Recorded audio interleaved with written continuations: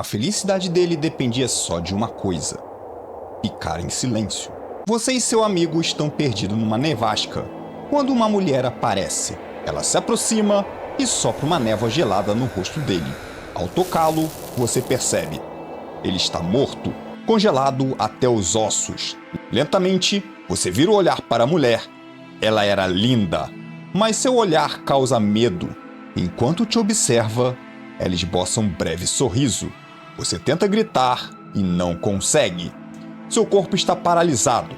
Naquele momento você pensa: eu sou o próximo. Mas ela se vira e desaparece na neve. E por algum motivo, ela te deixou viver.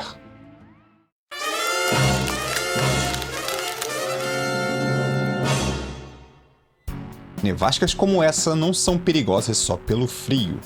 No Japão, existe a crença de que quando o inverno atinge esse nível, você não está mais sozinho na neve.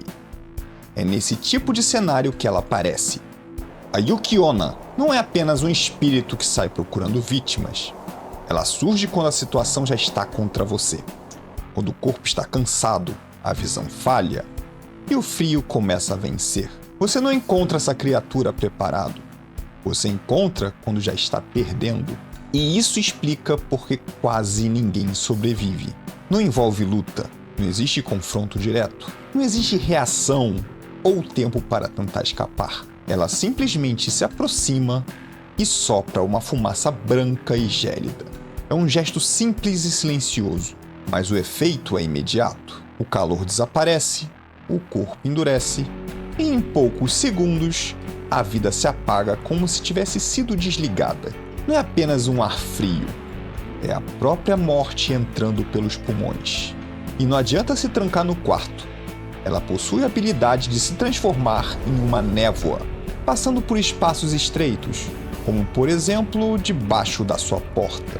Mas relaxa, se você for jovem e bonito, talvez você tenha salvação.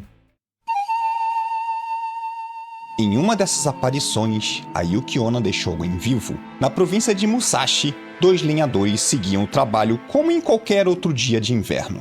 O mais velho era Mosaku, mentor do homem mais novo, Minokichi. Era um lindo dia, até o tempo começar a mudar. O vento começou a crescer de forma estranha, rápido demais para ser normal. A neve que antes caía de forma leve passou a ser arrastada com força, levantada do chão e lançada de volta contra eles. Em poucos minutos, a visão ficou completamente comprometida. Não dava mais para enxergar o caminho, direção, nada. E o frio começou a apertar. Cada passo ficava mais pesado. O frio, cada vez mais intenso. E continuar ali fora não era mais uma opção. Foi quando encontraram uma cabana, pequena, improvisada, daquelas usadas por viajantes quando passam pela região. Não parecia ser segura, mas dava para o gasto. Afinal, era o único abrigo disponível. O vento ainda batia do lado de fora com muita força, fazendo toda a estrutura ranger, a madeira vibrando como se fosse ceder a qualquer momento. Até que, de repente, aquela ventania para. O silêncio que toma o lugar não traz alívio. Ele pesa, o ar parece diferente, mais denso, como se alguma coisa tivesse entrado junto com o frio. Uma névoa branca começa a escorrer por debaixo da porta, e ela vai se acumulando, ganhando forma, até que diante deles surge uma mulher, vestida com um kimono branco e com a pele pálida, como a neve lá fora, e uma beleza tão fora do comum que chega a bugar a mente. Eles ficam imóveis, presos entre a aparência e aqueles olhos. Um olhar tão intenso e frio que causa medo. A jovem começa a caminhar, passando por Minokichi como se ele nem estivesse ali, e para bem diante de Mosaku. Ela se aproxima como se fosse lhe beijar. O velho engole seco, e é então que uma névoa gélida escapa por entre os lábios da mulher. Um sopro que congela seu rosto instantaneamente. Em poucos segundos, Mosaku se torna um picolé humano. Yuki-onna então se vira para Monokichi, se aproxima e sussurra em seu ouvido. Tão jovem, tão bonito. Vou te deixar viver, mas se contar para alguém o que viu... Vai entrar numa fria! Desculpa, me empolguei. Continuando. Monokichi sobreviveu àquela noite. No dia seguinte, ele foi encontrado inconsciente ao lado do corpo de Mosaku, que havia virado uma estátua de gelo. Monokichi estava quase desfalecido de tanto frio. Levou tempo para ele se recuperar, e quando finalmente voltou ao normal, ele não contou nada, nem para a própria mãe com quem ele morava. E aos poucos aquela noite foi ficando distante, mas nunca esquecida. O tempo passou e a vida seguiu, até que um dia, durante uma de suas caminhadas, ele encontrou uma jovem sozinha pela estrada. O nome dela era Oyuki. Alta, delicada, com uma voz agradável como de um pássaro. Fácil de ouvir. Não tinha nada de ameaçador nela. Pelo contrário, era o tipo de presença que te acalma. E não demorou muito para a situação evoluir. A mãe de Minokichi, ao ver os dois juntos na estrada, não perdeu tempo. Convidou a jovem para jantar. Era uma oportunidade única. Finalmente ver o filho trazendo uma mulher bonita para casa. Melhor do que ele virar um jogador de LoL e nunca lhe dar um neto e nem deixar um like nesse vídeo. E o que era para ser apenas um jantar, virou algo maior. Oyuki se tornou uma esposa dedicada. Ao longo dos anos, eles tiveram 10 lindos filhos. Aparentemente, a noite deles era bem acalorada. Mas com o tempo ficou claro que tinha algo errado. Uma coisa chamava a atenção. Enquanto as mulheres da vila envelheciam com o tempo e o trabalho árduo, Oyuki permanecia tão jovem e fresca quanto no dia que eles se conheceram. Com o tempo, aquilo começou a incomodar. Primeiro, ele ignorou. Depois, passou a evitar a pensar. Mas não dava mais para fingir que era normal. E não era só ele. As pessoas do vilarejo começaram a cochichar, trocar olhares, comentar baixo.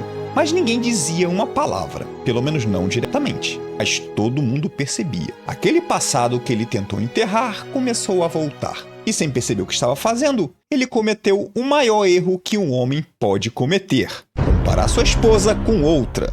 Eles estavam em casa, sob a luz de uma lamparina, e Minokichi, olhando para o rosto dela, comenta que aquela beleza estava começando a lembrar alguém que ele já tinha visto antes. Oyuki então o encara, mas ele continua falando. Fala da neve, daquela noite, da mulher que surgiu diante dele. E é nesse momento que tudo muda. A expressão dela se transforma, o olhar esfria e o ar ao redor fica pesado. Era a mesma presença que matou o Mosaku. Ela avança de uma vez, o grito vem seco, carregado de raiva. Minokichi não consegue reagir. Quando ela fala, o sopro que atinge seu rosto não tem calor algum. É frio, e na mesma hora, o corpo responde. Trava como se já soubesse o que vem a seguir. Ela então olha bem fundo em seus olhos e diz que vai deixar ele viver. Dessa vez, pelos filhos. E que ele deve ser um bom pai. Se algum dia, qualquer um daqueles filhos tiver algum motivo para sofrer por causa dele, ela irá voltar. Após isso, sua forma começa a se desfazer, o corpo perdendo contorno, como se tivesse sido feito de neve ao vento, até desaparecer completamente, escapando pelo buraco da chaminé. Depois disso, Minokichi nunca mais a viu. Pelo menos, até onde se sabe. Será que Minokichi sempre soube a verdade? Ou só fingiu que não sabia? Eu diria que às vezes a beleza é um belo disfarce.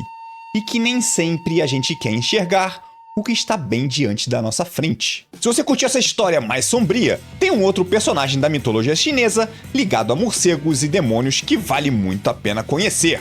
Clique no vídeo que está aparecendo aqui na tela e descubra quem é Zonkui. E para você que não me conhece, eu sou o Laurion, eu vou ficando por aqui. Um grande abraço para vocês, valeu, falou e fui!